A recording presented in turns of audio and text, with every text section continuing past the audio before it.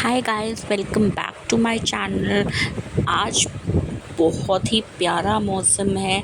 दिल्ली वाले बहुत ज़्यादा परेशान हो रहे थे कि बारिश नहीं आ रही, बारिश नहीं आ रही। तो फाइनली दिल्ली में बारिश आ चुकी है एंड सच में इतना रिलीफ़ महसूस हो रहा है, क्योंकि इतने दिन से कॉन्टिन्यूअस इतनी ज़्यादा हीट थी, इतनी हीट वेव्स होती थी, इतनी परेशानी हो रही थी लोगों को। आज राहत की सांस ली दिल्ली वालों ने और बहुत अच्छा लग रहा है।